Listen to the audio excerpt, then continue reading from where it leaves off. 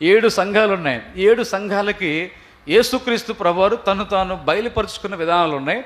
ఈ 7 సంఘాల్లో యేసు ప్రభువారు ఆయన ప్రత్యేకంగా గమనిస్తే ఆయన మెచ్చుకున్న సంఘాలుగా మనకు కొన్ని కనబడతాయి.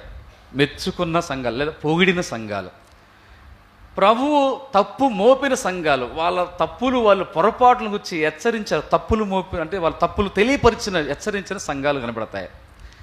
అలాగా మనం చూస్తాం. అంటే ఇక్కడ వీటిలో 7 సంఘాల్లో మనం చూస్తే అసలు తప్పే మోపలేదు.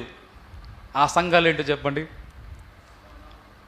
Very good. స్మరణ ఒకటి, రెండవది, మూడోది, 2 ఉన్నాయి. Correct, very good. అంటే 2 సంఘాల మీద ప్రభు ఏం చేయలేదండి, నేరం మోపల, తప్పు మోపల. అసలు ఆ సంఘాన్ని ఏమాత్రమో తప్పు మోపల, ఏ తప్పు చెప్పల.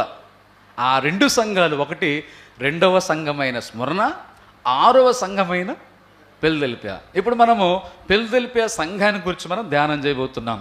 కనుక మనం గమనించినట్లయితే ప్రకటన గ్రంథం విషయంలో, ఎందుకంటే ప్రస్తుతం మనం ఏ కాలంలో ఉన్నామండి చెప్పండి. ఏ కాలం ఇది? కృపాకాలం. మంచిది. వర్షాకాలం వల్ల పోయినసారి అంతే అన్నారు. ఒకసారి ఏ కాలం అంటే వాళ్ళు ఇది వర్షాకాలం అన్నారు. ఎందుకంటే వర్షాకాలమే కాబట్టి వాళ్ళు చెప్పేది కరెక్టే. అక్టోబర్ దాకా వర్షాలు ఉంటాయి కదా, వర్షాకాలాలు.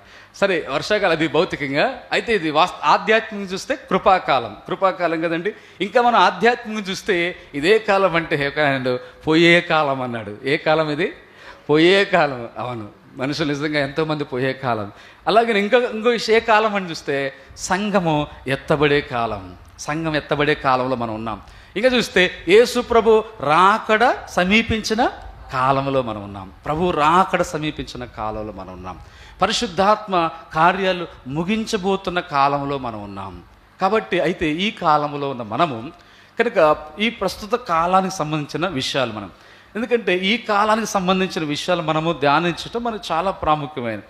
ప్రభు కున్న బట్టి దేవుడు మాకు ఇచ్చిన భారం బట్టి మేము బైబిల్ స్టడీలో కూడా ఇక్కడ కూడా స్థానిక దైవసేవక జాషువా ఇక్కడ సంఘం కూడా ప్రకటన గ్రంథం ధ్యానిస్తున్నారు. చాలా సంతోషం. అలాగే మాకు ఇచ్చిన భారం బట్టి కూడా ఏంటంటే అక్కడ మేము స్థానిక సంఘాలు కూడా ఆత్మకూరు మంగళగిరి ప్రాంతంలో కూడా ప్రతి మంగళవారం బైబిల్ పట్టణంలో అలాగా అక్కడక్కడ ఆదివారాల్లో కూడా ఈ యొక్క ప్రకటన గ్రంథం గురించి, ఎందుకు ప్రకటన గ్రంథం గురించి ఈ దినాల్లో ధ్యానం చేయాలంటే మనకు ఇప్పుడు అర్థంగా అయి ఉండాలి. ఈ చివరి కాలంలో మనం ఉన్నాం. చివరి పుస్తకము ప్రభు రాకడ సమీపించిన కాలం, సంఘం ఎత్తబడే కాలంలో ఉన్నాం. ఈ కాలములో మనం ఉన్నాం. అలా కాకుండా ఎట్లా ఉంటుంది? ఒక వ్యక్తి ఇంటికి యజమానుడు ఉన్నాడండి. ఆ ఇంటి యజమానుడు ఏం చేసినా ఇంట్లో వాళ్ళందరి కోసము రాబో కొద్ది దినాల కొరకు ట్రైన్కు టికెట్ రిజర్వేషన్ చేయించాడు. అంటే అప్పుడు దినాలు ఇంకా ఇప్పుడు రిజర్వేషన్ చేసినట్టు మనకు ఆ రిజర్వేషన్ టికెట్ ఇస్తారు, లేదా మనకు వాట్సాప్లో ఆ నెంబర్ ఉన్నా కానీ మనకు చూపిస్తే అర్థమైంది. అప్పుడు ఇంకా ఈ టెక్నాలజీ రాలి దాదాపు 25-30 సంవత్సరాల కింద ఇప్పుడు వచ్చింది. కానీ ఇప్పుడు ఆ దినాల్లో ఖచ్చితంగా ఏముండాలి? చేతిలో టికెట్ ఉండాలి. జనరల్ టికెట్ అని ఉండాలి, లేదా రిజర్వేషన్ టికెట్ అన్న.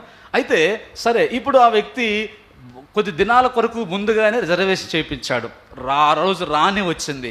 ఎర్లీ మార్నింగ్ చీకటితో 4 గంటలకి కుటుంబంతో రెడీ చేసినాడు. అందరూ పదండి, ఎక్కడికి? 9:30కి ట్రైన్ ఉంది. 9:30కి ట్రైన్కి వెళ్ళాలి, స్టేషన్ దగ్గరికి వెళ్ళాలి. అందరూ రైట్గా ఎలా సంతోషంగా ఉత్సాహంగా స్పీడ్గా అందరూ సిద్ధపడినారు. రైల్వే స్టేషన్కి వెళ్ళారు. 9:30 గంటలకు ట్రైన్ వస్తే 9:30 గంటలకు కొంచెం ముందుగానే వచ్చేసారు. మంచిదే, ఆ టైంలో వచ్చేసారు. అంతా బాగుంది. ఇప్పుడు ట్రైన్ దగ్గరకు వస్తుంది. ఈలోగా టికెట్ గురించి ఆలోచన చేశాడు.